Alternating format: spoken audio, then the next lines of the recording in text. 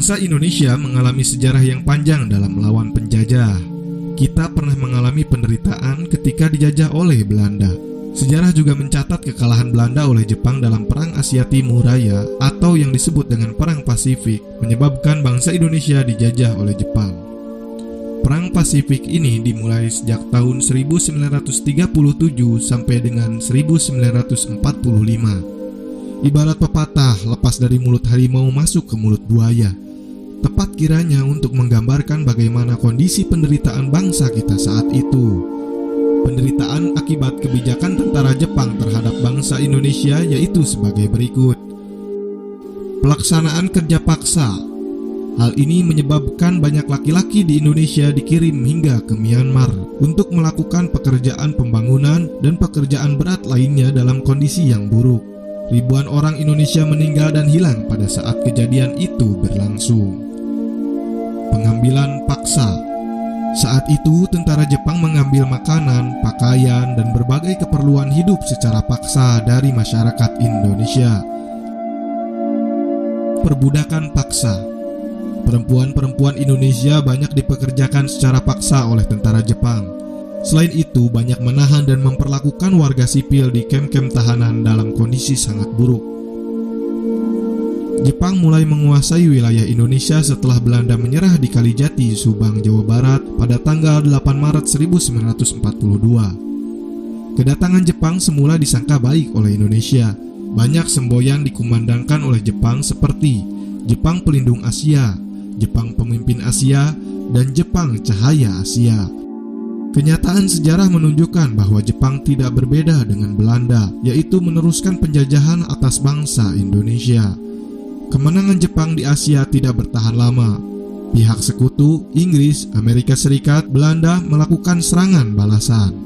Satu persatu daerah yang dikuasai oleh Jepang kembali ke tangan sekutu.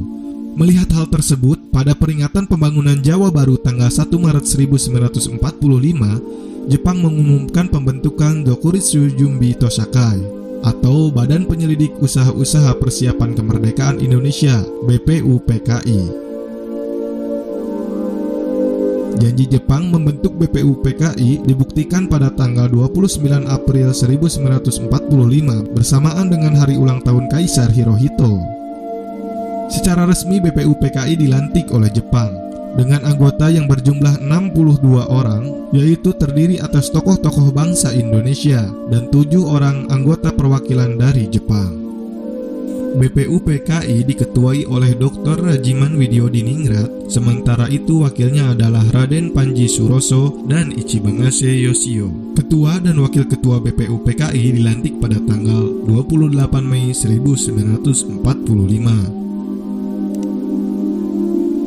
BPUPKI mengadakan sidang sebanyak 2 kali sidang resmi dan 1 kali sidang tidak resmi.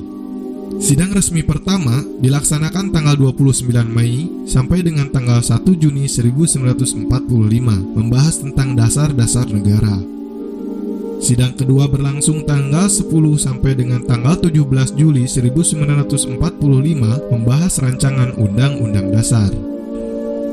Sejak berkuasa di Indonesia, Jepang dengan segala cara menguras kekayaan dan tenaga Indonesia. Hal ini menimbulkan kesengsaraan dan penderitaan bagi rakyat. Namun, penderitaan tersebut tidak menyurutkan semangat perjuangan kita untuk meraih kemerdekaan. Berbagai upaya dilakukan bangsa Indonesia dengan menyusun barisan dan bersatu padu mewujudkan kemerdekaan yang dicita-citakan.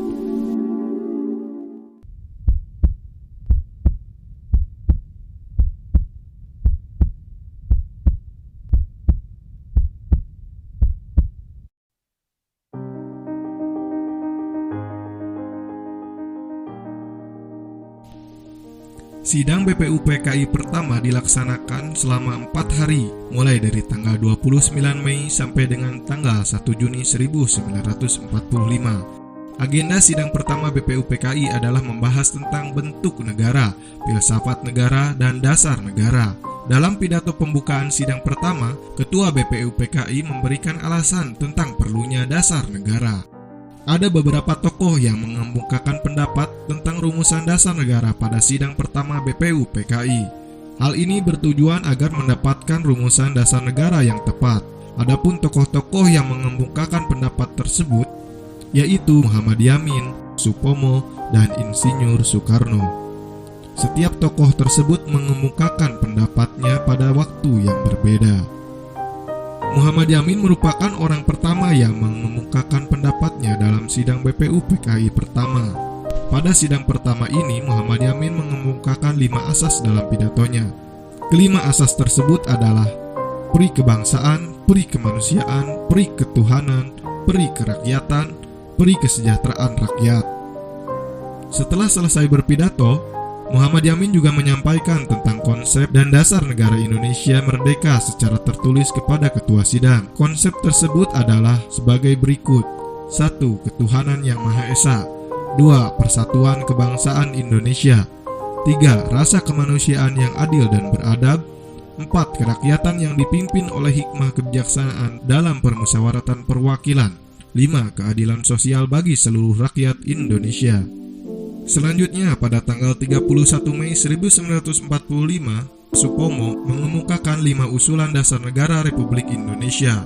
5 usulan tersebut yaitu: 1. Persatuan, 2. Kekeluargaan, 3. Keseimbangan lahir dan batin, 4. Musyawarah, 5. Keadilan sosial. Pada tanggal 1 Juni 1945, Insinyur Soekarno juga menyampaikan pendapatnya tentang dasar negara Indonesia. Dalam pidatonya tersebut, Insinyur Soekarno menjelaskan tentang dasar filsafat negara. Selain itu, beliau juga mengajukan usul agar dasar negara tersebut diberi nama Pancasila. Usulan yang diajukan Insinyur Soekarno diterima oleh peserta sidang BPU PKI. Oleh karena itu, setiap tanggal 1 Juni diperingati sebagai hari lahirnya Pancasila. Berikut adalah rumusan dasar negara yang diusulkan oleh Insinyur Soekarno. 1. Kebangsaan Indonesia. 2. Internasionalisme atau peri kemanusiaan. 3. Mufakat atau demokrasi. 4. Kesejahteraan sosial. 5. Ketuhanan yang Maha Esa.